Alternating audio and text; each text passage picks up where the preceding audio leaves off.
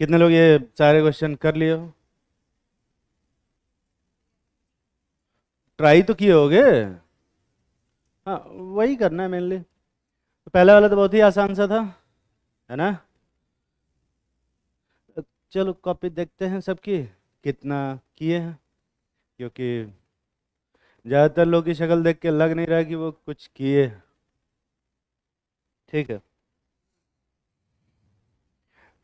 और जो किए हैं वो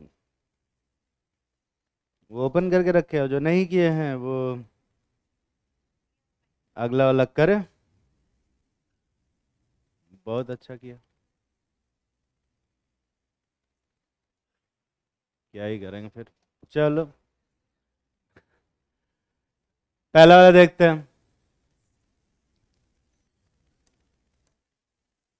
अब क्योंकि ये जो पॉजिटिव चार्ज है वो रिंग के बगल में, ठीक है, तो यहाँ से हाइड्राइड शिफ्ट करना कोई सेंसिबल रीअरेंजमेंट नहीं है। देख रहा, ये वाला में अभी कितने अल्फा हाइड्रोजन है पहले? अरे कितने अल्फा हाइड्रोजन है अभी? एक। और अब कितने हो गए रीअरेंजमेंट के बाद? सात। तो स्टेबिलिटी बढ़ी कि घटी पे? तो ये रीअरेंजमेंट कराओगे कि नहीं कराओगे? नहीं कराएंगे, है ना? क्योंकि यहाँ पर अल्फा हाइड्रोजन बढ़ा है, लेकिन रिंग एक्सपेंशन भी, सॉरी, एंगुलर स्ट्रेन भी बढ़ गया। और एंगुलर स्ट्रेन अल्फा हाइड्रोजन से ऊपर रहता है कि नीचे पे? ऊपर रहता है। एंगुलर स्ट्रेन की वजह से स्टेबिलिटी घट रही है, अल्फा हाइड्रोजन की वजह से स्टेबिलिटी बढ़ रही है। किसकी बात मानी जाएगी? एंगुलर स्ट्रेन की। तो ये स्टेबिलिटी बढ़ रही है, घट रही है? घट रही है। ये रीअरेंजमेंट नहीं होता। तो यहाँ पे फिर कैसे कराते हैं रीअरेंजमेंट?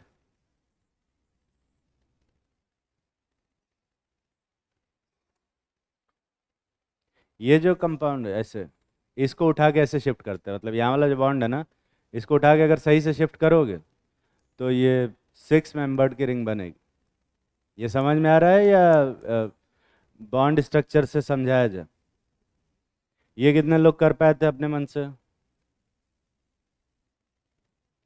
नंबर ऑफ हैंड देख के तो थोड़ा डिसअपॉइंटमेंट होती है, बट ठीक है। मैं इसको एक बार फिर से बताता हूँ। देखो, अपने से करोगे तो ज़्यादा अच्छा रहेगा। अ, छापोगे तो उतना कुछ खास बेनिफिट नहीं मिलेगा। ये रिपीट करते करते मेरा गला दर्द करने लग गया। लेकिन ज़्यादातर लोग अभी भी उसी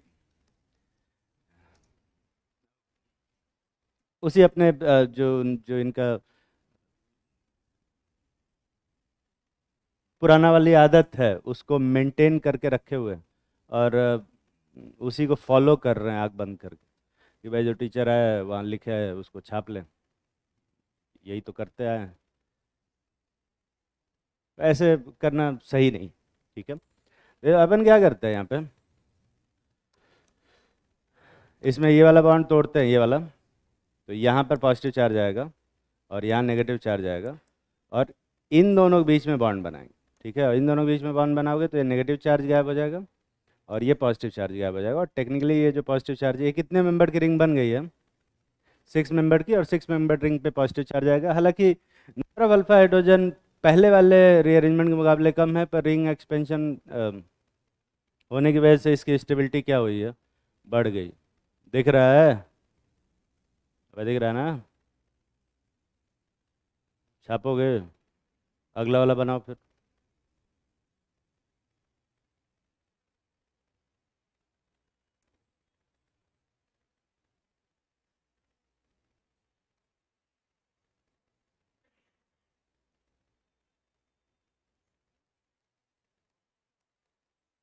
इसको रीअरेंज करके जल्दी से बनाओ।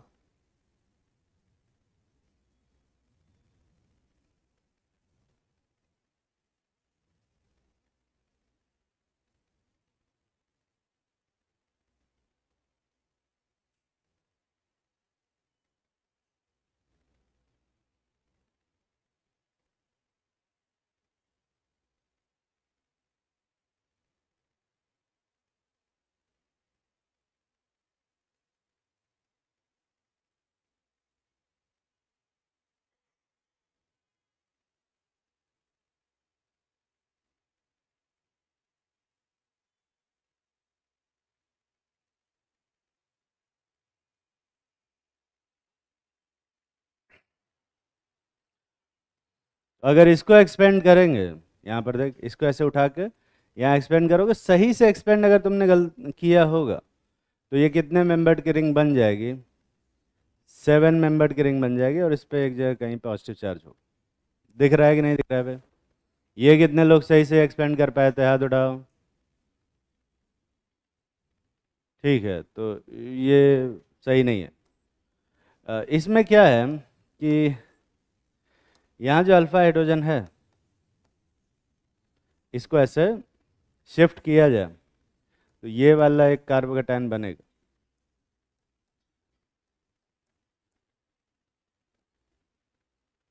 इसमें कितने अल्फा हाइड्रोजन हो गए? 7 अल्फा हाइड्रोजन। और इसमें कितने अल्फा हाइड्रोजन है पे? 4 अल्फा हाइड्रोजन। दिख रहा है? तो कौन सा कार्बोकेटायन ज़्यादा स्टेबल है, 4 अल्फा हाइड्रोजन वाला कि 7 अल्फा हाइड्रोजन वाला? 7 अल्फा हाइड्रोजन वाला ज़्यादा स्टेबल है, इसलिए हम उसी को शिफ्ट करेंगे। अब कुछ लोग कहेंगे अरे ये क्या मजाक चल रहा है, यहाँ पर तो आप कह रहे थे कि ये जो कार्बोकेटायन बनेगा, इसमें इसको नहीं बनाएंगे, इसको बनाएंगे, और इस वाले में कह रहे हैं कि इसमें इसको नहीं बनाएंगे, इसको बनाएंगे। तो मतलब इसको एक्सेप्शन की तरह याद करे क्या? और कोई ऑप्शन लग रहा है इसमें तुमको एक्सेप्शन के अलावा? ये कितने लोगों को समझ में आ रहा है?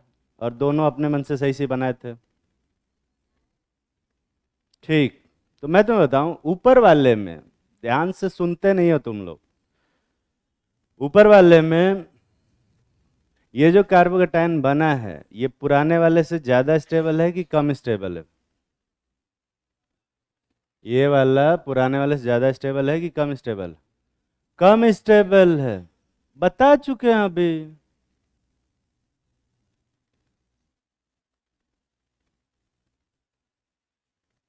क्योंकि यहाँ पे एंगुलर स्ट्रेन क्या हो रहा है, बढ़ रहा है।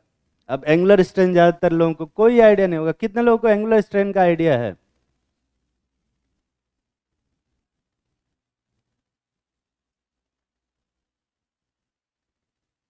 सदमे में हो गया? तो इससे पहले किसकी क्लास थी बे? जूलॉजी, जूलॉजी को एसपी से सुना है क्या तुम लोगों को?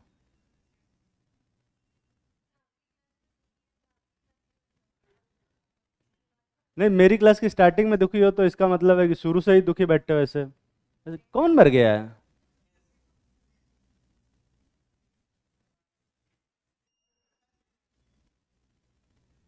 उसी का दुख है, उनको देखो।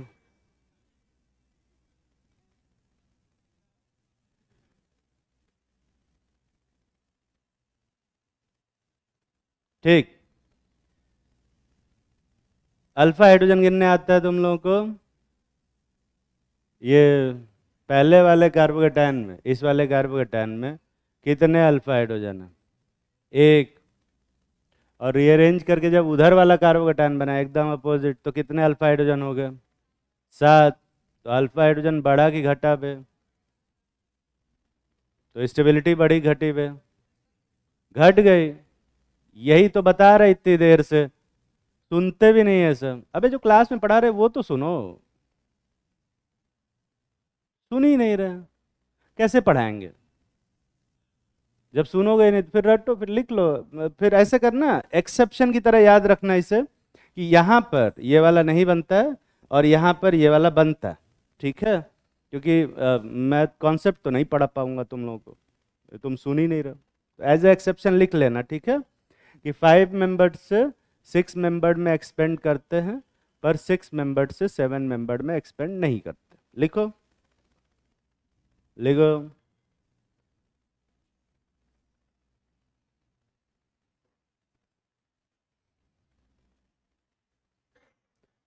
Ring expansion do not occur in 6 membered ring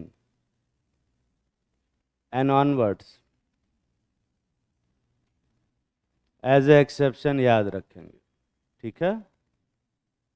वैसे तो कॉन्सेप्ट था इसमें, पर ज़्यादातर लोग इसमें उस कॉन्सेप्ट के पढ़ने के लायक नहीं है, तो इसलिए एज ए एक्सेप्शन याद करेंगे। ठीक, अगला देखते हैं। ये वाला कितने लोग एक्सपेंड किए हो अपने मन से? यही था ना बे?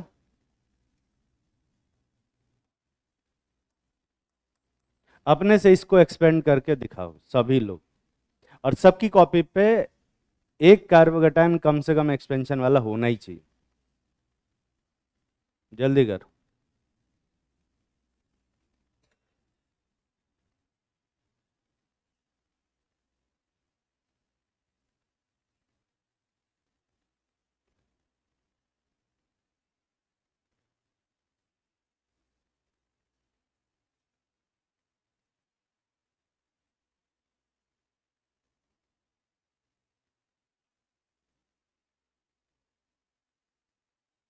इस संडे को तुम्हारा AITS है?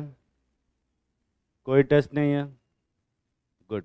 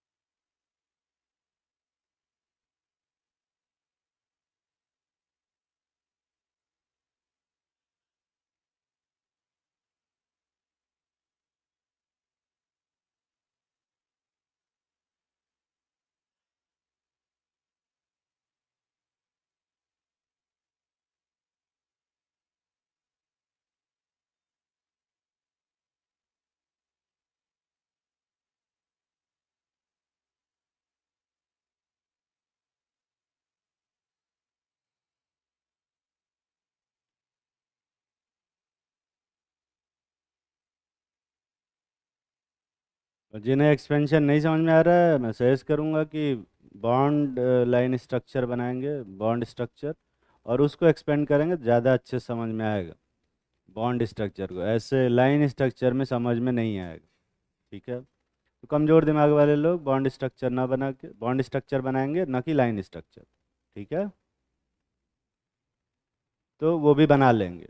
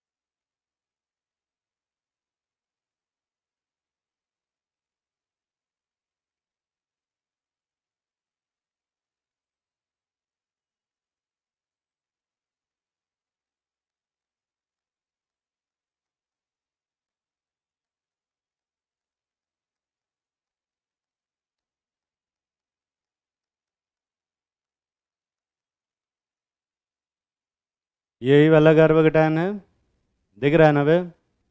क्या करेंगे?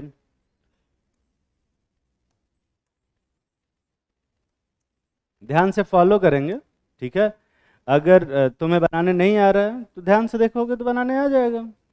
ठीक है? बस यही करना है, फॉलो करना है और उसी को अपने मन से लिखना है।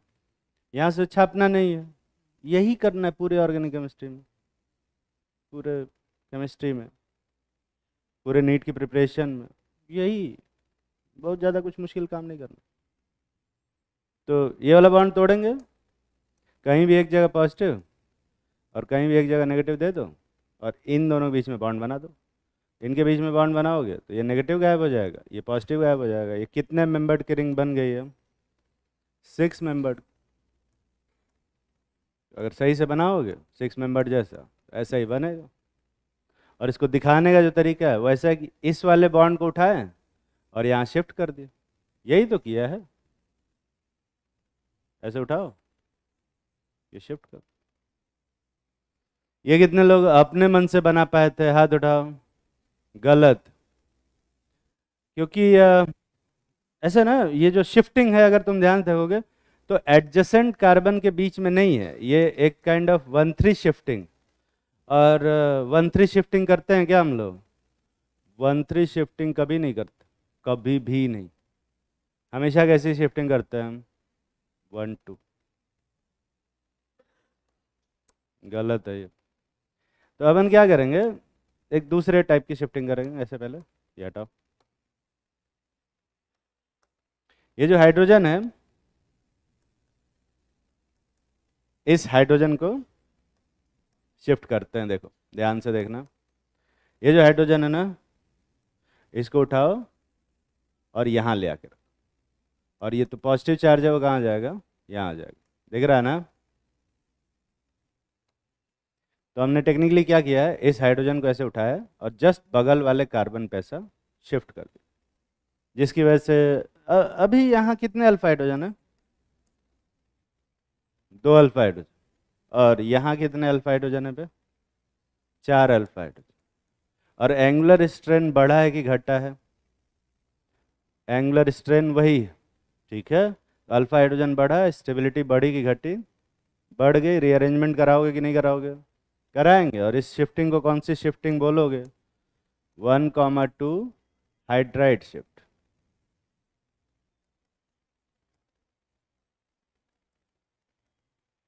और सही से अगर इसकी फोटो बनाओगे तो ये कुछ ऐसा फोटो बने।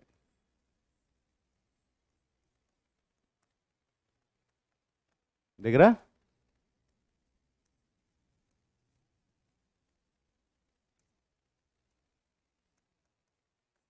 बॉन्ड स्ट्रक्चर में ऐसा दिख, यही तो है। अब क्या, अब क्या इस, क्योंकि अब पॉजिटिव चार्ज रिंग के बगल में आ गया है, तो अब क्या इसको एक्सपेंड किया जा सकता है? अब इसको एक्सपेंड करेंगे, ठीक है। देखो ध्यान से,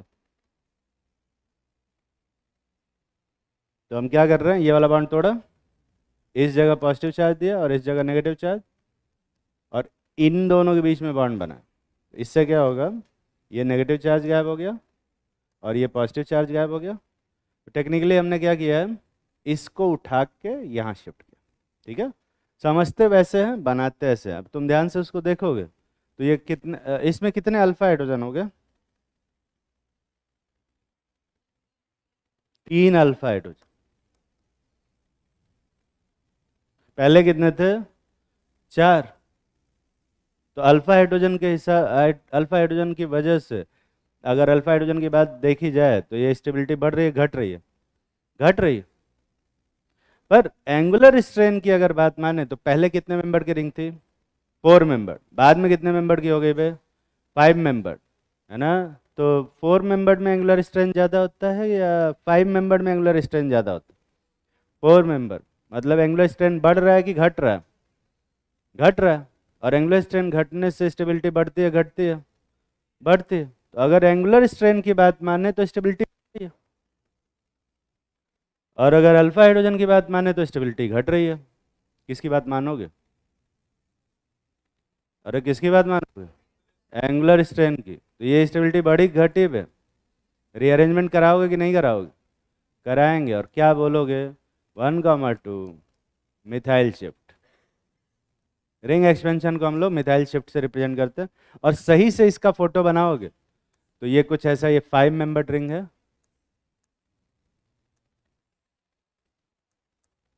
ये बनेगा, दिख रहा है? क्या ये कार्बोकेटायन फर्दर रीअरेंज हो सकता है? इसको थोड़ा और अच्छे से बना देता हूँ मैं ऐसे।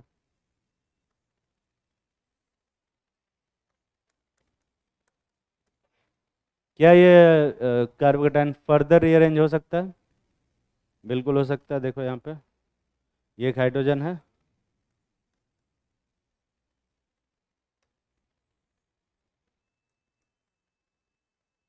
इस हाइड्रोजन को उठा के मैं यहाँ लगा रहा हूँ, ठीक है? यहाँ लगाने से क्या होगा, ये जो पॉजिटिव चार्ज है ये कहाँ आ जाएगा, यहाँ पर, दिख रहा है? और पॉजिटिव चार्ज यहाँ आएगा। कितने अल्फा हाइड्रोजन हो गए जरा इसमें गिनना तो। 7 अल्फा हाइड्रोजन। गिनने आ रहा है? एंगुलर स्ट्रेन बढ़ा कि घटा? एंगुलर स्ट्रेन वही, पर अल्फा हाइड्रोजन क्या हो गया, बढ़ गया। तो स्टेबिलिटी क्या हो जाएगी, बढ़ जाए।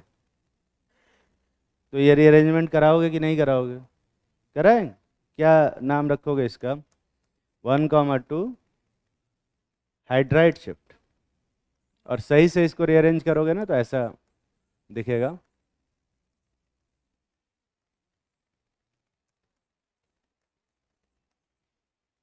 ये बनेगा। तो फाइनली जो कार्बोकेटायन बनेगा वो वाला होगा, दिख रहा है? अब हाँ, वो पॉजिटिव चार्ज जो मैंने बनाया वो यहाँ इस कार्बन पे से।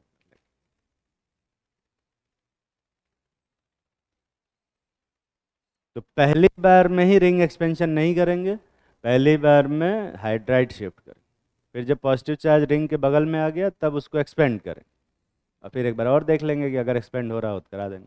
क्या इसको फर्दर रीअरेंज कर सकते हैं क्या?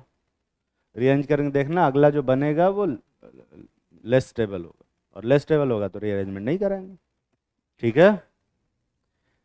ईमानदारी से हाथ उठाओ, कितने लोग वो वाला कार्बोकेटायन बना पाए थे अपने मन से?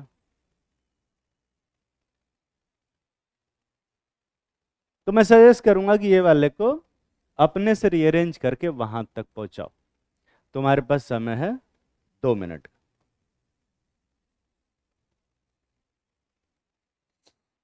और उसको हटाया मैंने जानबूझ के।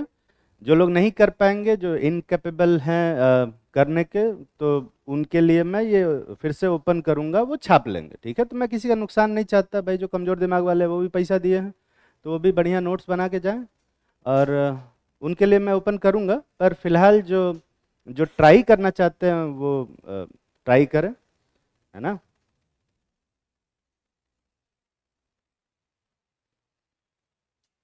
तो 2 मिनट का टाइम है।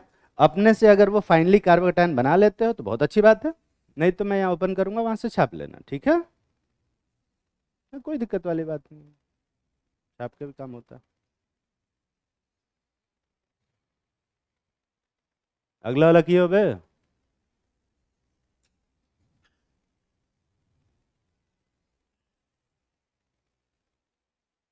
पहले ही बना लिया था? कहाँ है? कहाँ है? अपने ऊपर भरोसा है कि गलत ही किए होंगे, नहीं? पेंसिल से ही बनाती रहेगी।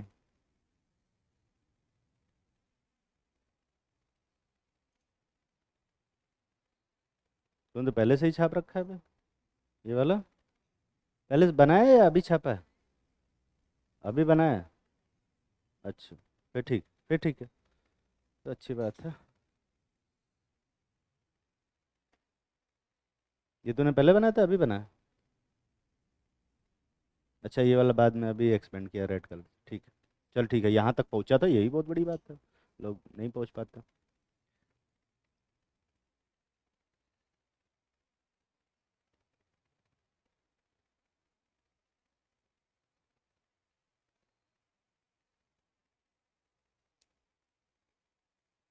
ये क्या बनाया बे तूने? काट इसको, कम तुझे पता है कि ये गलत है तो इसको काट ना।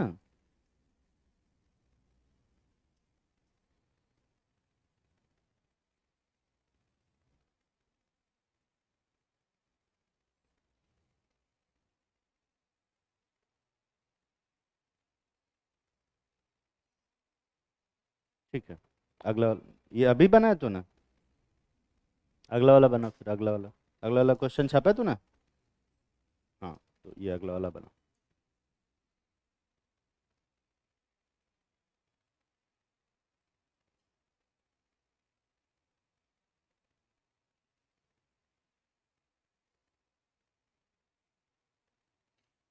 बना नहीं पा रहा बे? हैं? पिछली क्लास में नहीं था? कहाँ है? अरे नहीं था, एब्सेंट था, वो उसी का इंग्लिश होता है। कहाँ है नहीं था, ये पूछ रहे हैं।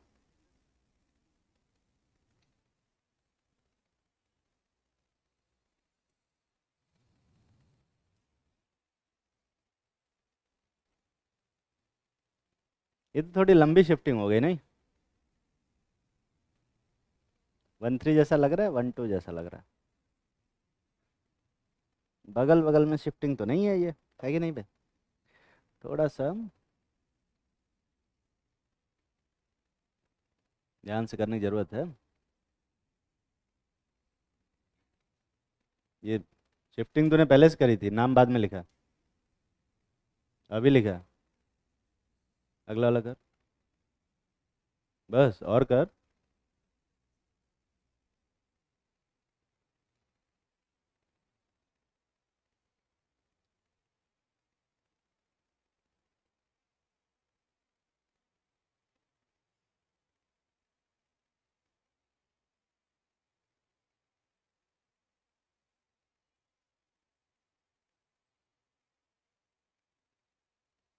ये जो सब पढ़ा रहे हैं बहुत ज़रूरी है, अगले वाले चैप्टर में बहुत काम आएगा।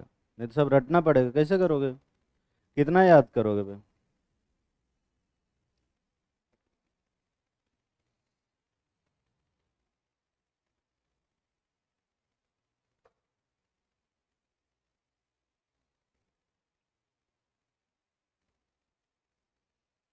पॉजिटिव चार्ज किधर गया हुआ तेरा?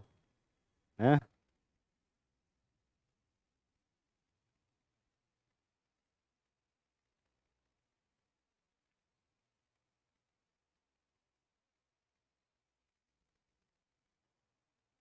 और नहीं हो रहा? और कर।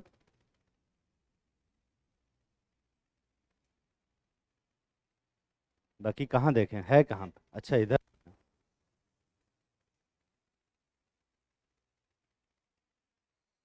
तूने इस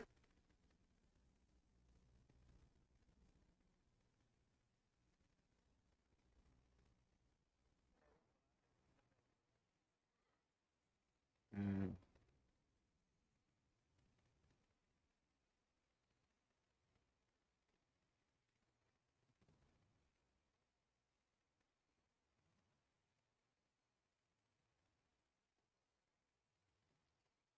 ठीक है। कुछ लोग नहीं बना पाए हैं। जो लोग नहीं बना पाए हैं जल्दी से छाप लें। 30 सेकंड का टाइम है छापने के लिए। जल्दी छाप। इससे ज़्यादा टाइम थोड़े देंगे।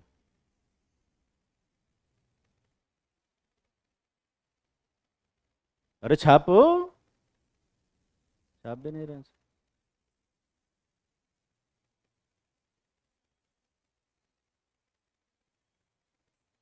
कितने लोग अपने मन से फाइनली ये कार्बोकेटायन बना पाए थे अभी?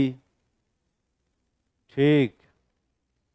जो लोग नहीं बना पाए अभी, वो लोग यहाँ से देख के तुरंत छापे।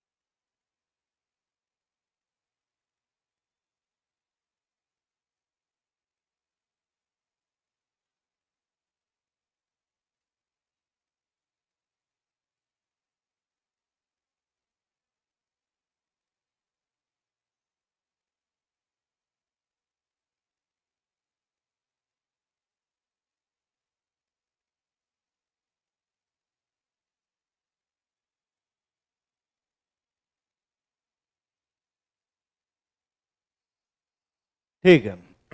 तो अगला जो कार्बोकेटायन दिया था मैंने वो था ये वाला।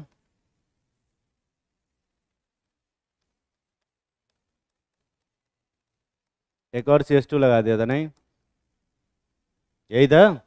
ये किए हो या नहीं किए हो? किए हो।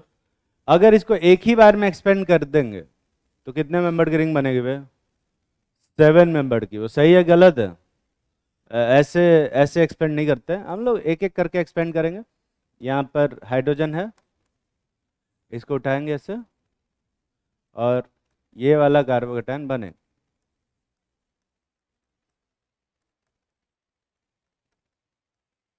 यही बनेगा? अरे यही बनेगा ना। ठीक। इसको अब थोड़ा सा पास आ गया, अब इसको एक्सपेंड करके 6 मेंबर का बना सकते हैं क्या? ऐसा 1-3 शिफ्टिंग करना अलाउड नहीं होता। ठीक है, तो हम इसमें फिर से ये जो हाइड्रोजन है इसको शिफ्ट करेंगे।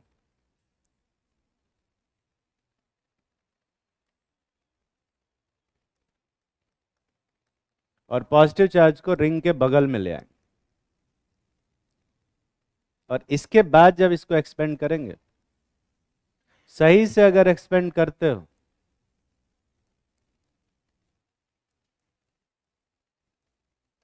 ये बनेगा। और फर्दर इसमें से हाइड्राइड शिफ्टिंग करेंगे बिल्कुल पिछले वाले क्वेश्चन की तरह। तो यहाँ पर ये वाला कार्बोकेटायन फाइनली मिलेगा। ये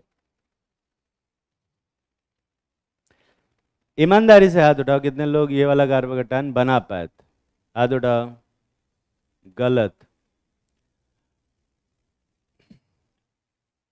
देखो, एक्सपेंशन करने के लिए ना, मैंने पहले बताया, रीअरेंजमेंट करने में इतना पागल नहीं हो जाते हैं कि रीअरेंजमेंट का जो बेसिक रूल है वही भूल जा। रीअरेंजमेंट का बेसिक रूल क्या है? स्टेबिलिटी बढ़ेगी तो रीअरेंजमेंट होगा, नहीं बढ़ेगी नहीं हो। यहाँ कितने अल्फा हाइड्रोजन थे और यहाँ पर भी 5 अल्फा हाइड्रोजन। स्टेबिलिटी बढ़ी घटी? बढ़ी, है ना। रिंग एक्सपेंशन नहीं हुआ, एंगुलर स्ट्रेन उतना ही है। पर यहाँ पे कितने अल्फा हाइड्रोजन है? 3 अल्फा हाइड्रोजन। और एंगुलर स्ट्रेन अभी भी क्या है? वही है। तो स्टेबिलिटी बढ़ी है या घटी है? घट गई है। तो रीअरेंजमेंट कराओगे कि नहीं कराओगे? तो जब यही नहीं होगा तो ये सब कहाँ से हो? तो फाइनली जो मोस्ट स्टेबल कार्बोकेटायन बनेगा वो यही वाला होगा। यहीं पे रीअरेंजमेंट रुक जाएगा। ईमानदारी से हाथ उठाओ, कितने लोग सही सोच के यही कार्बोकेटायन बना के रुके हुए थे? और हाँ, वो लोग हाथ नहीं उठाएंगे जो बना रहे थे, यहीं पे रुके हुए थे, अगला वाला बनाने जा रहे थे, तब तक बता दिया मैंने। वो नहीं हाथ उठा। अच्छा, ऐसा नहीं सोच सकते कि थोड़ी देर के लिए अगर स्टेबिलिटी से कॉम्प्रोमाइज कर लें तो ओवरऑल फाइनली जो मोस्ट स्टेबल कार्बोकेटायन है इसमें 6 अल्फा हाइड्रोजन है और रिंग भी एक्सपेंडेड। ऐसा सोच सकते हैं कि नहीं सोच सकते वे? ऐसा हम सोच सकते हैं, मॉलिक्यूल नहीं सोचते। जैसे मॉलिक्यूल फ्यूचर प्लानिंग नहीं करता। ठीक है, तो अगर उसी स्टेप में स्टेबिलिटी बढ़ रही है तो रीअरेंजमेंट कराएंगे, नहीं तो नहीं कराएंगे। तकलीफ में हो? कोई बात, कोई बात। पढ़ा रहे हैं, क्वेश्चन नहीं दे रहे, पढ़ा रहे हैं। और वो पढ़ाई सिर्फ तभी हो पाएगी जब तुम ये बनाओगे। ये गलती करो कोई दिक्कत नहीं, कर दी अच्छी बात है, यही तो पढ़ा रहे थे। जो लोग कुछ नहीं बनाए उनको तो क्या ही सिखाएंगे। अगला वाला देखते हैं, वो वाला वाला किए। अरे किधर गया? ये वाला तो आसान सा था। सॉरी।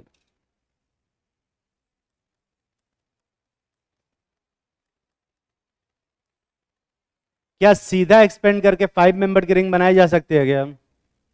नहीं बे, है ना। ऐसे एक्सपेंड नहीं करेंगे, ऐसे ऐसे एक्सपेंड करेंगे। देखो ध्यान से,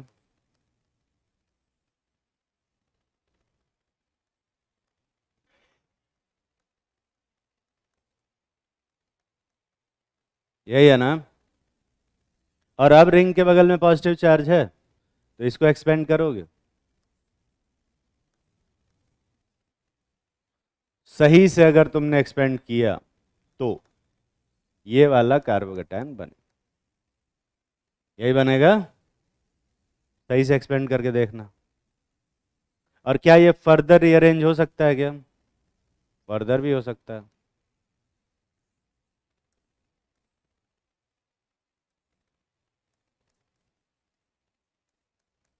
यहाँ पे 1,2 हाइड्राइड शिफ्ट। ठीक है, ईमानदारी से हाथ उठाओ, कितने लोग अपने मन से वाला कार्बोकेटायन बना पाए थे?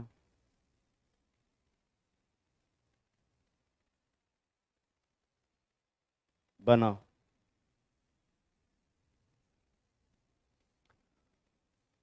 अगर नहीं बनाओ तो उसका डिस्कशन करने से कोई फायदा नहीं।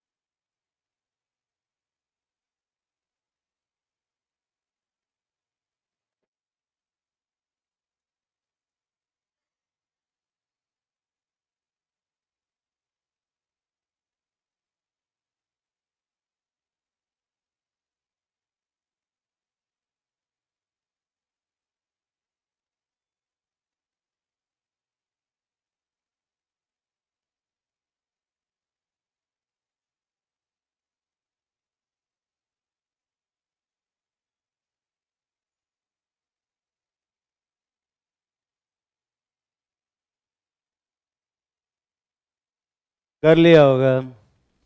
कितने लोग फाइनली कुछ कार्बोकेटायन बना लिए रीअरेंज करके? हाँ, यही काम तुम्हें घर पे करना था जो आज यहाँ बैठ के क्लास पे कर रहे हो। तो थोड़ा सिलेबस थोड़ा सा फास्ट हो गया। फाइनली कितने लोग अपने मन से वो वाला कार्बोकेटायन बना लिए? अपने मन से। ठीक है, तो वो भी गलत ही है। मैंने फिर से हमेशा कहा है, एक्सपेंशन करने के पीछे इतना पागल नहीं होते कि जो रीअरेंजमेंट का बेसिक रूल है उसको भूल जाए। ठीक है, यहाँ कितने अल्फा हाइड्रोजन है?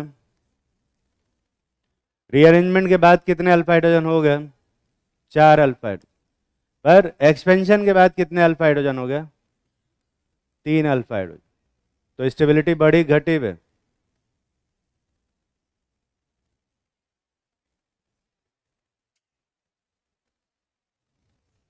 अल्फा हाइड्रोजन की वजह से अगर देखा जाए तो स्टेबिलिटी क्या हो रही है? घट रही है। पर रिंग एक्सपेंड हो रहा है। एंगुलर स्ट्रेन की वजह से देखा जाए तो स्टेबिलिटी क्या हो रही है बे? बढ़ रही है। एंगुलर स्ट्रेन के हिसाब से स्टेबिलिटी बढ़ रही है और अल्फा हाइड्रोजन के हिसाब से स्टेबिलिटी घट रही है। किसकी बात मानी जाती है? तो स्टेबिलिटी बढ़ी घटी बे? बढ़ी। रीअरेंजमेंट कराओगे कि नहीं कराओगे? नहीं कराएंगे। और उसका रीजन ये अल्फा हाइड्रोजन, ये रिंग एक्सपेंशन, एंगुलर स्ट्रेन कुछ भी नहीं है। उसका रीजन है ये पर्टिकुलर कार्बोकेटायन। कभी तुम लोग को मैंने बताया है कि जब ये साइक्लोप्रोपाइल ग्रुप लगता है किसी पॉजिटिव चार्ज के बगल में तो उससे उसकी स्टेबिलिटी क्या हो जाती है? बहुत ज़्यादा हो जाती है। वीआईपी कार्बोकेटायन याद है? अब याद है? कई साल पहले बताया था। और अगर वीआईपी कार्बोकेटायन बन रहा है तो उसके बाद रीअरेंजमेंट करके कुछ भी बनाओ वो तो अनस्टेबल ही रहेगा ना। क्या एंगुलर स्ट्रेन, क्या अल्फा हाइड्रोजन, क्या फर्क पड़ता है? तो इससे ज्यादा स्टेबल कार्बोकेटायन क्या कोई भी कार्बोकेटायन हो सकता है क्या? नहीं। ये तो एरोमेटिक से भी ज्यादा स्टेबल होता है। अगर ये बन गया तो उसके बाद कुछ भी बनाने का कोई सेंस ही नहीं बनता। यहीं पर रीअरेंजमेंट रुक जाएगा, फाइनली यही बना रहेगा। ये कितने लोग सही से कर पाए थे, यहीं पे रुके हुए थे सही सोच के?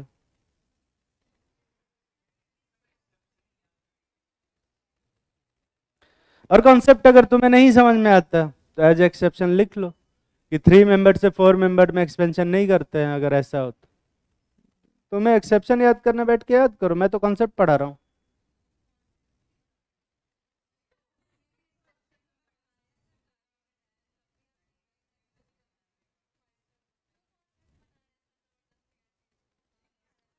यही तो एक एक्सेप्शन के बाहर है, इसका तो आगे रूल मैंने बताया था। कॉन्सेप्ट तो यही है ना कि स्टेबिलिटी बढ़ेगी तो रीअरेंजमेंट होगा। कॉन्सेप्ट ये है। चलो अगला वाला देखते हैं।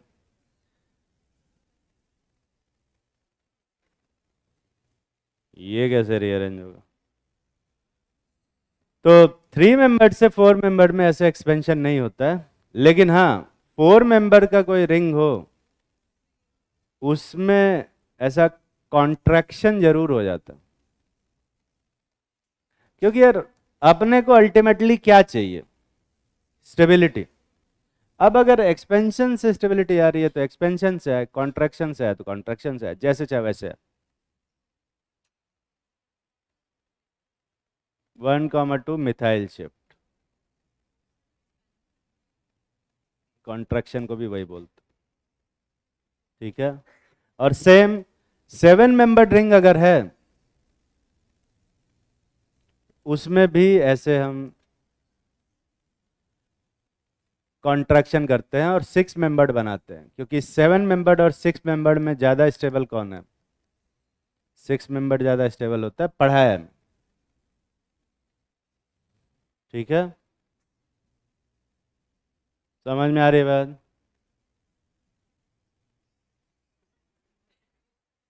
ये कौन है?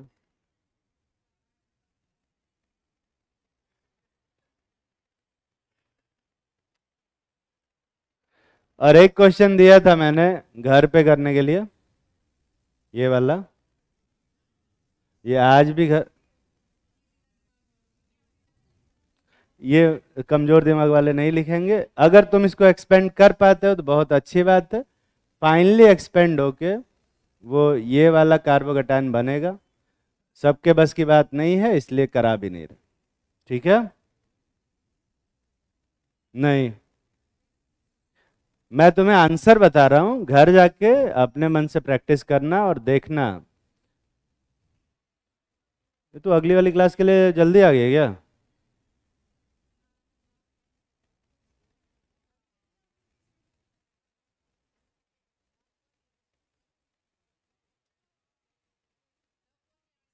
क्या खा के आई है सुबह सुबह? हैं?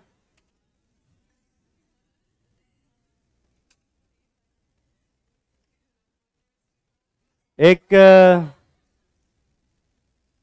क्या हुआ बे? तुझे क्या हुआ?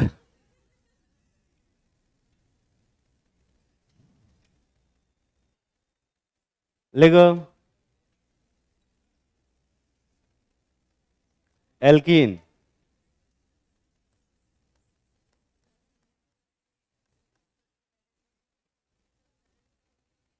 क्या हुआ?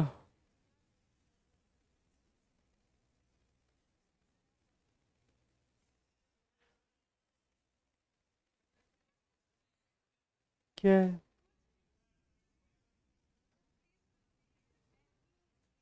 जनरल फार्मूला क्या होता है एल्कीन का? CnH2n प्लस क्या? 0। अगर मैं n = 1 रखता तो क्या फार्मूला बनेगा?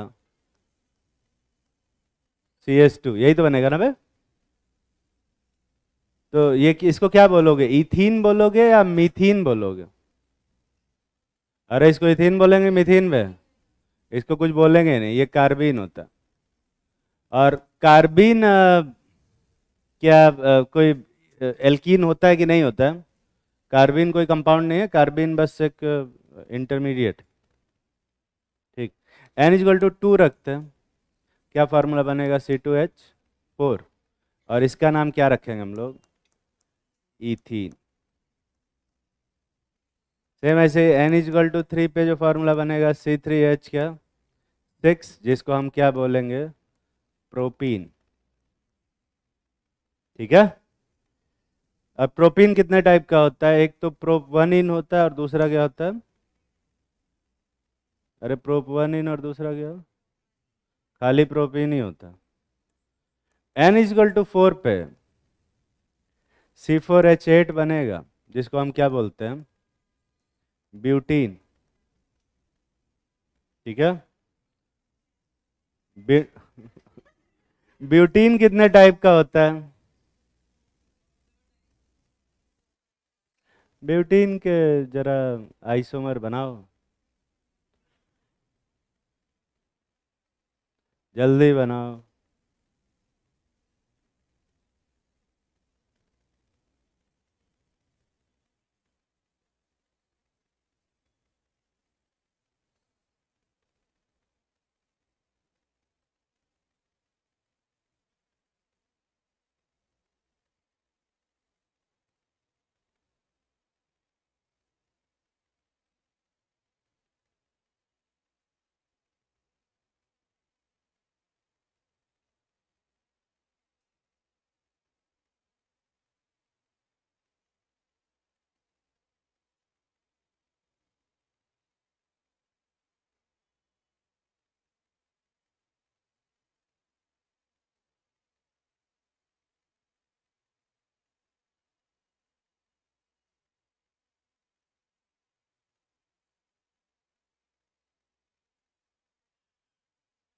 बना लिया होगा। कितने लोगों को लगता है कि एक ही टाइप का खाली ब्यूटीन बनेगा? एक बे दो ब्यूटीन कितने लोग बना पाए? 3 ब्यूटीन कितने लोग बनाए हो? 4 ब्यूटीन वाले हाथ उठाओ। 4 आइसोमर। ठीक, तो टोटल 4 आइसोमर बनेंगे। ठीक है, देखते हैं। तो एक तो ऐसा नॉर्मल रहेगा जिसमें यहाँ पे डबल बॉन्ड लग जाएगा। एक ऐसा होगा जिसमें यहाँ पे डबल बॉन्ड लग जाएगा। ठीक है। एक ऐसा होगा जिसमें यहाँ पे डबल, ये वाला और ये वाला एक ही है क्या? ठीक है, तो अब इसमें नहीं बनेगा तो यहाँ पे ऐसे बना देता, इसमें यहाँ पे डबल बॉन्ड लग जाएगा। दिख रहा है ना? यहाँ पे डबल बॉन्ड सेम बन गया, यहाँ पे डबल बॉन्ड सेम बन गया क्या? तो कितने आइसोमर बने हुए टोटल? 4। हमेशा मैं बोलता हूँ जब भी मैं आइसोमर बोलूँगा ना, तो स्ट्रक्चरल के साथ साथ क्या भी काउंट करना होता है? स्टीरियो। स्ट्रक्चरल तो 3 ही बन रहे। ठीक है, पर अगर तुम ध्यान से देखोगे तो ये जो कंपाउंड, इसमें एक ज्योमेट्रिकल आइसोमर ब्यूट 2 इन है, इसमें एक सिस ब्यूट 2 इन बनता है और दूसरा क्या बनता है? Trans but 2 ene. Geometrical isomerism यहीं से शुरू किए थे। ठीक है, तो स्ट्रक्चरल आइसोमर कितने बन रहे हैं? 3। और ज्योमेट्रिकल कितने बन रहे हैं? 2। टोटल कितने हुए? 4। ऐसे n इक्वल टू 5 में क्या फॉर्मूला बनेगा? C5H10, जिसको अपन क्या बोलते हैं? पेंटीन। यही शैम्पू होता है? ये शैम्पू नहीं है। ठीक है, ऐसे जो पूरा सीरीज बनता है ethene, propene, butene, pentene, hexene, heptene का, इस सीरीज को हम कौन सा सीरीज बोलते हैं? होमोलॉगस सीरीज बोलते हैं। कौन सा सीरीज बे? होमोलॉगस सीरीज बोलते हैं। और इस सीरीज का हर एक मेंबर एक दूसरे का होमोलॉग होता है, और इस सीरीज का जो पहला मेंबर होता है उसे हम क्या बोलते हैं? First member of homologous series. ठीक है, और इस सीरीज का पहला मेंबर क्या है? कार्बीन नहीं, इथीन। ये तो कंपाउंड ही नहीं। तो first member of alkene homologous series क्या बनता है? इथीन। तो second member of homologous series क्या बनेगा? प्रोपीन। तो फिफ्थ मेंबर वाला क्या बनेगा बे? हेक्सीन बनेगा, पेंटीन नहीं। ठीक है, फिफ्थ बोला ना मैंने, फिफ्थ वाला हेक्सीन बने। और यहीं पे एक क्वेश्चन आया था जिसमें बहुत सारे लोग गलत कर दिए थे, क्योंकि वो मोल कॉन्सेप्ट का क्वेश्चन था कि fourth member of homologous series का इतना ग्राम लिए हैं, और तो एसटीपी पे इसका वॉल्यूम कितना होगा। और दोनों ऑप्शन दिया हुआ था। फोर्थ मेंबर के नाम पे लोगों ने ज़्यादातर ब्यूटीन ले लिया था, जो कि ऑब्वियसली गलत। Fourth member of homologous series क्या होगा इसका? पेंटीन। ठीक है, तो कुछ चीज़ें मैं थोड़ा मजाक में पढ़ा देता हूँ, पर उससे भी क्वेश्चन आता है। ठीक है, बात करते हैं आइसोमेरिन की। यार ये हाइड्रोकार्बन का कुछ मैंने क्या मजाक में?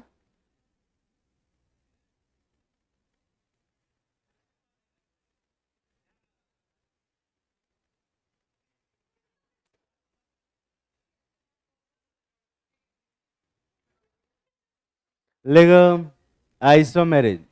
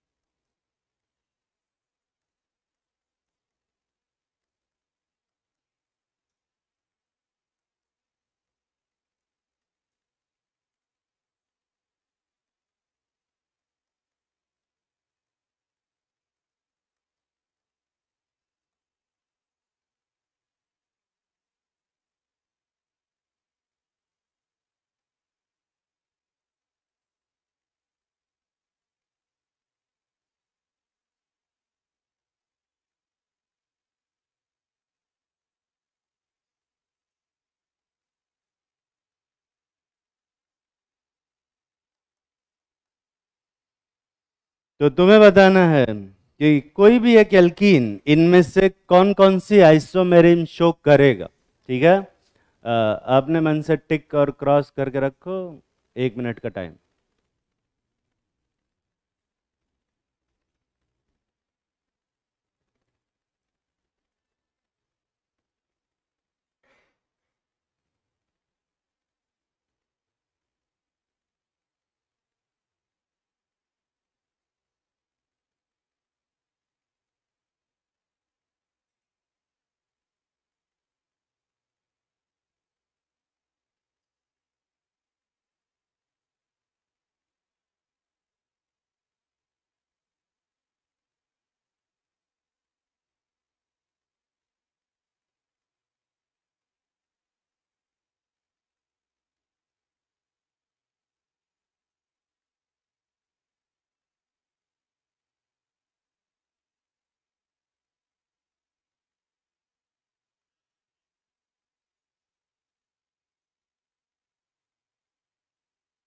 कर लिया होगा।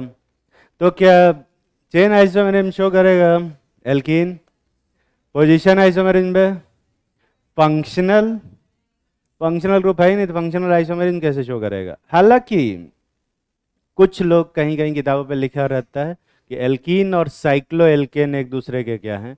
फंक्शनल आइसोमर है। पर फंक्शनल आइसोमेरिन की जो डेफिनीशन है वो ये कहता है कि फंक्शनल ग्रुप डिफरेंट होना चाहिए।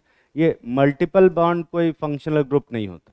ठीक है, और इसी वजह से जो एल्कीन है वो मतलब साइक्लो एल्केन के साथ फंक्शनल आइसोमेरिन शो नहीं करता। हालांकि केमिकल प्रॉपर्टीज दोनों की डिफरेंट। उसके लिए एक डिफरेंट आइसोमेरिज्म आती है जिसको हम रिंग चेन आइसोमेरिज्म बोलते हैं, जो कि आउट ऑफ सिलेबस है, इसलिए हम उसे नहीं पढ़ेंगे। ठीक है, मेटामेरिन शो करेगा क्या? टॉटोमेरिन? नहीं, टॉटोमेरिन भी नहीं शो करता। ठीक है, नहीं तो अगर तुम्हें लगता है टॉटोमेरिन शो करता है तो एक टॉटोमर बना के दिखाओ, डबल बॉन्ड वाला एल्कीन का। ठीक है, और ज्योमेट्रिकल आइसोमेरिन शो करेगा, ऑब्वियसली यहीं से तो शुरू किए थे। ऑप्टिकल आइसोमेरिन में ये भी करेगा। ठीक है, ये कितने लोग सही से टिक कर पाए थे अपने मन से? बाकी लोग छाप लेंगे। और लिखो मेथड ऑफ प्रिपरेशन।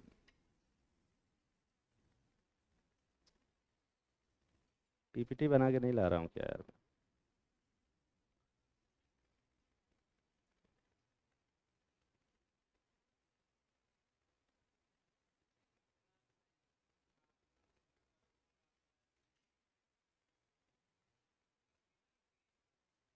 वो एल्डिहाइड है।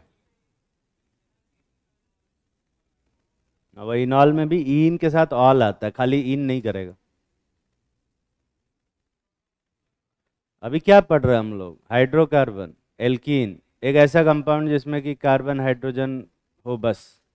तो एक ऐसा कंपाउंड बना जो हाइड्रोजन कार्बन हो जिसमें, और एल्कीन हो और टॉटोमेरिन शो कर, है कुछ? इसीलिए नहीं कर। ठीक है।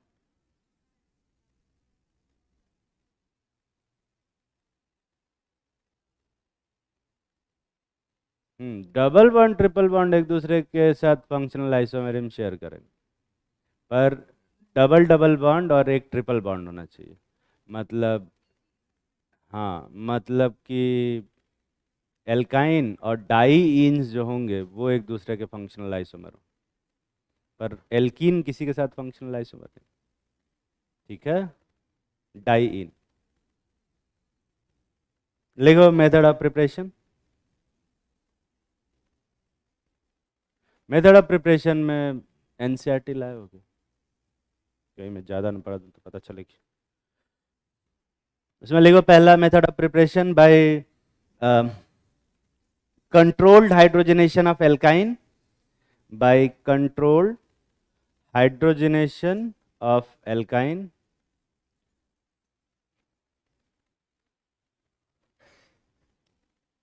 अगला है by dehydration of alcohol,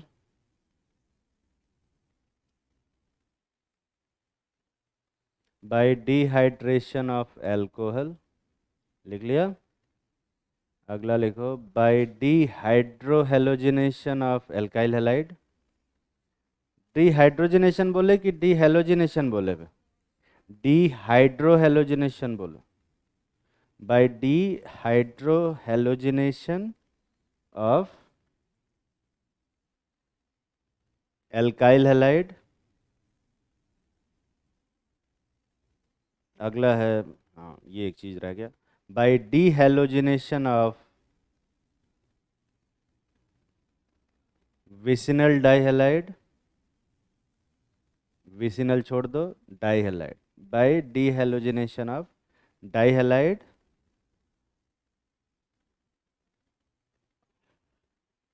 ये नहीं दिया है क्या? वो नहीं बे, ये पुरानी वाली एनसीईआरटी है। क्वाटर्नरी अमोनियम सॉल्ट वाला नहीं है यार, होना चाहिए। क्या करूँ फिर, पढ़ाऊँ कि नहीं पढ़ाऊँ? लिखो बाय क्वाटर्नरी अमोनियम सॉल्ट। ये वैसे एनसीईआरटी में दिया नहीं है, पर ठीक है, क्वाटर्नरी अमोनियम सॉल्ट वाला भी कर लेंगे। होना चाहिए था यार, ये कहाँ चला गया? मतलब चार ही मेथड ऑफ प्रिपरेशन दिया बाय क्वाटर्नरी अमोनियम सॉल्ट। ठीक है, ठीक है, कोई बात नहीं, अब जो जो दिया है वो उसी को अपन यूज़ करेंगे। ठीक है। क्वाटर्नरी अमोनियम सॉल्ट नहीं दिया है, बट क्वेश्चन आए हुए हैं इसलिए पढ़ना पड़ेगा उसको। ठीक है। पिछली बार तो दिया था, हर साल ये सिलेबस कम ही कर देते हैं। तो पहला मेथड है by controlled hydrogenation of alkyne. लिखो, एल्काइन के बारे में तुम्हें पता है ना, जैसे मान लो एल्काइन है ट्रिपल बॉन्ड वाला। ठीक है। अब इसके ऊपर हाइड्रोजन के साथ रिएक्शन कराते हैं पैलेडियम के प्रेजेंस में, तो पहले क्या होगा देखो ध्यान से। एक हाइड्रोजन, एक एक हाइड्रोजन दोनों जगह जुड़ जाएगा, और क्या बनेगा? यही बनेगा। पर अब इसमें एक और हाइड्रोजन के साथ रिएक्शन कराएंगे पैलेडियम के साथ, तो फिर ये किस में कन्वर्ट हो जाता है? एल्केन। अपने को क्या करना है? अपने को किसका मेथड ऑफ प्रिपरेशन पढ़ना है, एल्केन का या एल्कीन का? एल्कीन का। ठीक है ना। तो एल्केन बनाने के लिए कितने मोल हाइड्रोजन चाहिए अपने को? 2 मोल। ठीक है, 2 मोल हाइड्रोजन चाहिए। और जब 2 मोल हाइड्रोजन लेंगे तो एल्केन बनेगा, पर अपने को एल्कीन बनाना है, तो एल्कीन बनाने के लिए कितना मोल हाइड्रोजन चाहिए? 1। तो हम यहाँ पे कितने मोल हाइड्रोजन लेंगे? हाइड्रोजन का एक्सेस अमाउंट लोगे या लिमिटेड अमाउंट लोगे? लिमिटेड अमाउंट लेंगे। तो हम क्या करते हैं, कि इसका 1 मोल लेते हैं और इसका भी कितना लेते हैं, 1 मोल लेते हैं, दोनों पैलेडियम के साथ रिएक्शन कराएंगे तो इसका 1 मोल बनेगा और इसका कितना मोल बनेगा, 0 मोल, एक भी मोल नहीं बने। ये समझ में आ रहा है ना? पर थियोरेटिकली हम बैठ के ऐसा सोचेंगे ना तो ऐसा ही होना चाहिए, पर ऐसा होता नहीं। एक्चुअली में जब इसका 1-1 मोल लेके करते हैं, इसका 1 मोल जब लिया और इसका 1 मोल जब लिया तो इसमें से इसका 1 को मोल नहीं मिला और इसका आधा मोल बना और इसका पूरा मोल गायब हो गया और इसका आधा मोल बच गया। अब हम बैठ के एसी वाले कमरे में बैठ के जो भी कैलकुलेशन कर लें, है ना, मॉलिक्यूल हमारे हिसाब से रिएक्ट नहीं करता, मॉलिक्यूल अपने हिसाब से रिएक्ट करता। ठीक है, तो जब इथाइन में 1 मोल हाइड्रोजन मिला के रिएक्शन कराया तो इथीन बन ही नहीं रहा, सीधा एल्केन ही बन रहा था, इथेन ही बन रहा, वो भी आधा मोल। मतलब जो रिएक्शन है ये वाली, मॉलिक्यूल ये वाली रिएक्शन को फॉलो ही नहीं कर रहा, मॉलिक्यूल ये वाली रिएक्शन को फॉलो कर रहा अपने मन से, ऑटोमेटिकली इस वाले रिएक्शन को फॉलो कर रहा, वो ऊपर वाली रिएक्शन फॉलो ही नहीं कर रहा। तो भले ही हम 1 मोल बैलेंस करने के लिए हम भले लिख दें, हम तो यहाँ कोई भी रिएक्शन लिख दें, रिएक्शन लिखने को लिखा जा सकता है कि हाँ ये रिएक्शन लिखा तो है, क्यों नहीं हो रहा है। लिखने को तो ये भी मैं लिख सकता हूँ, जैसे कि कैसे लिख दे, बेरियम और प्लस 2 मोल सोडियम,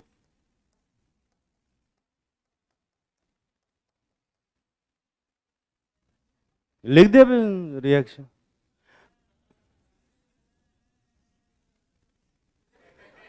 देखो कितना खुश हो रहे हैं ये देख के, हैं।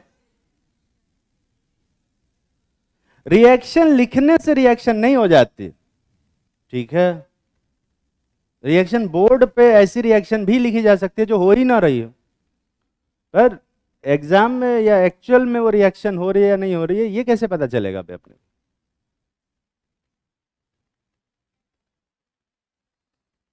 उसके लिए अपने को दोनों का मैकेनिज्म पढ़ना पड़ेगा, और उसका रीजन ये है, ये जो एल्कीन है ये ज्यादा रिएक्टिव होती है,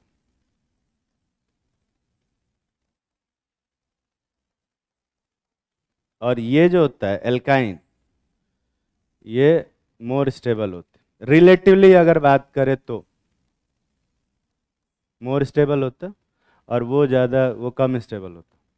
तो अगर हम रिएक्शन कर रहे हैं, और उसका रीजन क्या है मैं बताता हूँ। उसका रीजन है जो कार्बन का बॉन्ड है ना, यहाँ पर कार्बन का हाइब्रिडाइजेशन क्या है यहाँ पे, sp, और sp में जो यहाँ पे इलेक्ट्रॉनों का क्लाउड होता है ऐसा सिलेंड्रिकल शेप में होता है, और ये जो इलेक्ट्रॉनों का क्लाउड है ये इस तरह से डिस्ट्रीब्यूटेड रहता है, सिलेंड्रिकल शेप में डिस्ट्रीब्यूटेड रहता है, थोड़ा कॉम्पैक्ट रहता है, ठीक।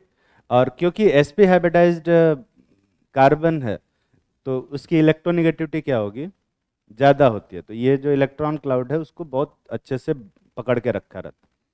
हालांकि जब इथीन में देखते हैं, इथीन में जो हाइब्रिडाइजेशन है वो क्या है, sp2, तो यहाँ पे एक ही इलेक्ट्रॉनों का क्लाउड है और इसके इलेक्ट्रॉन के क्लाउड थोड़ा स्प्रेड रहता है ऐसा बनाना शेप में, ठीक है, इस टाइप से। इसके क्लाउड थोड़े ज़्यादा फैले रहते, ठीक है। तो ये एक प्लेन में रहता है और प्लेन के ऊपर और प्लेन के नीचे इलेक्ट्रॉनों का क्लाउड रहता है, और इसका जो क्लाउड रहता है वो सिलेंड्रिकल शेप में रहता है, इस तरह से रहता है। पर किसका इलेक्ट्रोनेगेटिविटी ज़्यादा है, sp वाले का या sp2 वाले का भी? तो कौन अपने इलेक्ट्रॉन क्लाउड्स को ज़्यादा अच्छे से पकड़ के रखेगा, sp वाला। तो अगर हाइड्रोजन आएगा तो किस केस में जल्दी से रिएक्शन होगी, वे इथीन के केस, समझ में आ रही है बात, किस केस में ज़्यादा जल्दी से रिएक्शन होगी, इथीन के केस में। तो अब बात करते हैं कि एक्चुअल में रिएक्शन होती कैसे। रिएक्शन होती है ऐसे, देखो थोड़ा सा जूम करके देख रहे हैं, ये मान लें कि मेटल पैलेडियम का सरफेस है, ठीक है, पैलेडियम का सरफेस है। पैलेडियम ही हम लोग क्यों यूज़ करते हैं, पैलेडियम प्लेटिनम या निकल क्यों यूज़ करते हैं, क्योंकि इसके सरफेस पे जो हाइड्रोजन के एटम्स हैं मॉलिक्यूल हैं वो ऐसे चिपके रहते, एडजॉर्ब हो जाते। ठीक है, अब जब ये हाइड्रोजन मॉलिक्यूल चिपके रहते हैं, अब ये इथीन मॉलिक्यूल आता है ऐसे, ऐसा इस हाइड्रोजन के साथ ऐसे रिएक्ट करता है और बनाता है इथीन, इथाइन वाला आता है और इथीन बनाता है। ठीक है, तो अब यहाँ पर जो सरफेस के आसपास जो हाइड्रोजन है, इसके पास दो ऑप्शन, या तो यहाँ जो नया आने वाला इथीन है उसके साथ रिएक्ट करे, या फिर इस इथीन के साथ, सॉरी बार बार मैं इसको इथीन बोल दे रहा हूँ, इथाइन के साथ, या तो ये जो नया आया हुआ इथाइन है उसके साथ रिएक्ट करे, या फिर जो ये तुरंत बना है ताज़ा ताज़ा इथीन उसके साथ रिएक्ट करे। किसकी रिएक्टिविटी ज़्यादा फास्ट है, इथीन की या इथाइन की? इथीन की रिएक्टिविटी ज़्यादा फास्ट है। डबल बॉन्ड की रिएक्टिविटी क्या है? फास्ट। और ट्रिपल बॉन्ड की रिएक्टिविटी स्लो है। तो हाइड्रोजन किससे पहले रिएक्ट करेगा? तो यहाँ से रिएक्ट करके क्या बना लेता है? इथेन। अब क्योंकि इथेन फर्दर रिएक्ट नहीं करता, ये उड़ जाता है, और यहाँ पर इथाइन आता है, जैसे ही इथीन में कन्वर्ट करता है इसका बगल वाला हाइड्रोजन तुरंत उससे इथेन से रिएक्ट करता है। ठीक है,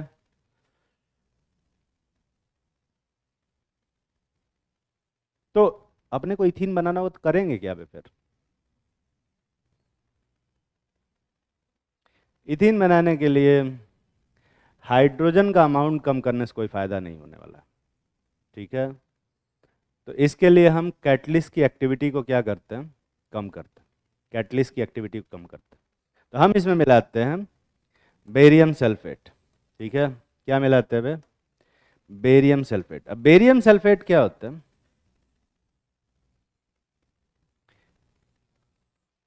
ये सरफेस पे जाके ऐसे पैलेडियम के सरफेस पे जाके ऐसे चिपक जाता, अलग अलग जाके कहीं कहीं ऐसे कहीं कहीं चिपक जाएगा। ठीक है, तो इससे क्या होगा कि कुछ जो जगह हैं, जैसे बेरियम सल्फेट वाली जगह पे, यहाँ पे बेरियम सल्फेट है और यहाँ पे बेरियम सल्फेट है, ये वाली जगह खाली है, तो हाइड्रोजन सिर्फ यहीं पे आके चिपक पाएगा। ठीक है, तो ये जो खाली जगह बचती है उसी पे सिर्फ क्या हो पाता है? चिपक पाता है। दिख रहा है? और यहाँ यहाँ पे नहीं रह पाता। ऐसे में क्या होगा, इथीन जब आता है, इथाइन सॉरी, जब इथाइन आता है, थोड़ा जूम कर लेते हैं, और इतने जूम में नहीं दिख रहा। तो जब इथाइन आता है तो ये दोनों रिएक्ट करके यहीं पे इथीन का फॉर्मेशन करते हैं, इस जगह पे। और इस पर्टिकुलर जगह पे, क्योंकि जस्ट बगल वाले में ये पैलेडियम, इसकी वजह से, बेरियम सल्फेट की वजह से यहाँ पर कोई हाइड्रोजन नहीं रह पाया, इसलिए जब इथीन बनता है, ठीक है, तो उसके जस्ट बगल में कोई हाइड्रोजन रहता ही नहीं है रिएक्ट करने के लिए। ठीक है, और इसी जगह पे हम कुछ दूसरा सल्फर या कोई और रिएजेंट ऐसा मिलाते हैं, चारकोल मिला देते हैं, जो इसको रिपेल कर देता है, तो ये यहाँ से भाग जाता है। तो अब यहाँ पे सिर्फ क्या आता है? इथीन, इथाइन आता है, इथीन में कन्वर्ट होता है, और क्योंकि इसके पास फिर वापस हाइड्रोजन है ही नहीं कन्वर्ट होने के लिए, वापस एल्केन में कन्वर्ट होने के लिए, तो ये यहाँ से निकल जाता है। अगर अपने को इथीन बनाना है, इथीन पे ही रिएक्शन को रोकना है यहीं पे, तो अपने को हाइड्रोजन का अमाउंट कम करने से कोई फायदा नहीं होगा। अपने को यूज़ करना होगा एक ऐसा कैटलिस्ट जो थोड़ा स्पेसिफिक टाइप का। ठीक है, और अपन यूज़ करते हैं लिंडलर्स कैटलिस्ट। ठीक है, अब लिंडलर्स कैटलिस्ट क्या होता है मैं तुम्हें बता देता हूँ। ये होता है पैलेडियम के साथ बेरियम सल्फेट, और इसमें होता है सल्फर, और इस सब को हम लोग जाइलिन के प्रेजेंस में बॉयल करते हैं। ठीक है, जाइलिन में रखते हैं, सल्फर हम रखते हैं इथीन को रिपेल करने के लिए। ठीक है, बेरियम सल्फेट रखते हैं हाइड्रोजन को चिपकने से रोकने के लिए। तो ये रिएक्शन कहाँ रुक जाती है? यहीं पे। ठीक है, अब एक इंफॉर्मेशनल चीज जो कि यह है कि एनसीईआरटी में, है ना, 4-5 साल पहले तक जो लिंडलर्स कैटलिस्ट होता था, इसको हम लोग लिंडलर्स कैटलिस्ट बोलते हैं।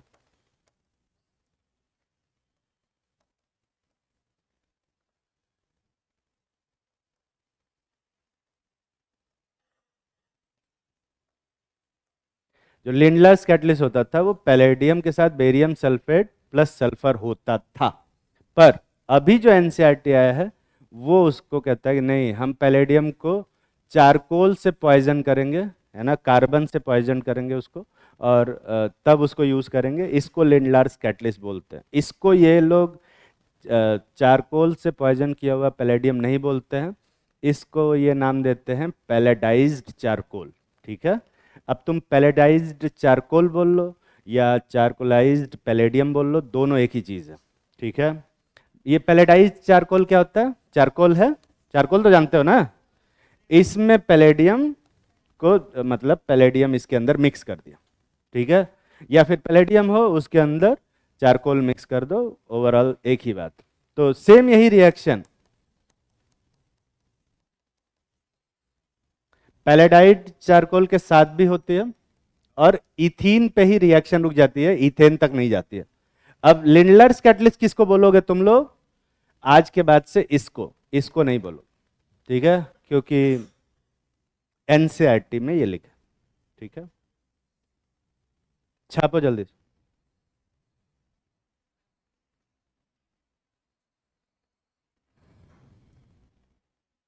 समय कितना बचा है बे? ठीक,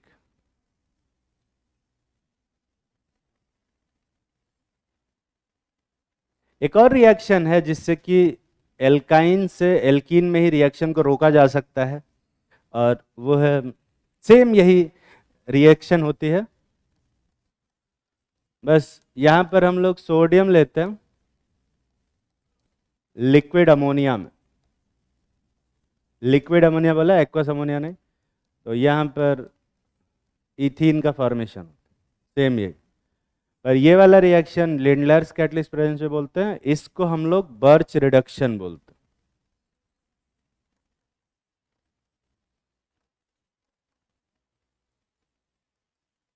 बिर्च रिडक्शन नहीं, बर्च रिडक्शन। क्या हाइड्रोजन एक्स्ट्रा बना दिया? हाँ, तो वो हटा देना। अरे यार, ये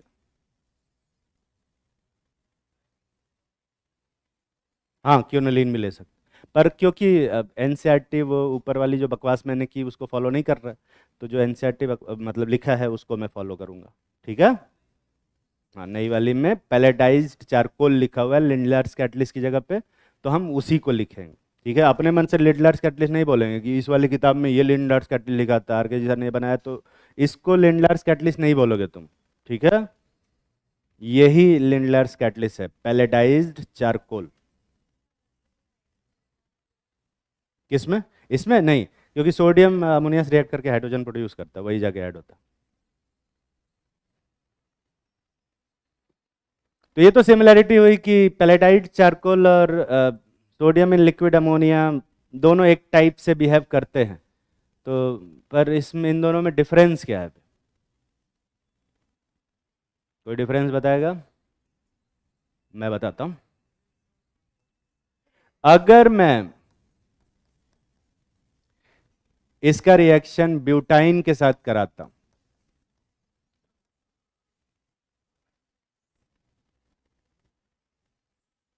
हाइड्रोजनेशन कराता हूं इन प्रेजेंस ऑफ पैलेडाइड चारकोल, तो यहां पर ब्यूटीन बनता है सिस वाला, और सेम इसी कंपाउंड का reaction sodium in liquid ammonia के साथ कराता हूं, तो कौन सा प्रोडक्ट बनता है? ट्रांस वाला। अच्छा, सिस वाला ज़्यादा स्टेबल होता है कि ट्रांस वाला? ट्रांस वाला। तो अब मेरा सवाल ये है कि यार अगर ट्रांस वाला ज़्यादा स्टेबल है तो दोनों में ही ट्रांस वाला बनना चाहिए था, क्योंकि भाई हर कोई क्या होना चाहता है? स्टेबल। तो ये तो ऊपर वाले में सिस क्यों बन जा रहा? मैकेनिज्म वाला कोई भी कुछ भी मैकेनिज्म हो यार, मैकेनिज्म से क्या फर्क पड़ता है? अगर अपने पास चॉइस हो कि हम सिस वाला बनाए कि ट्रांस वाला बनाए, तो हम कौन सा बनाएंगे? ट्रांस बनाएंगे हर बार। ये ऊपर वाले में सिस कैसे बन जा रहा? अगली क्लास में बताएं।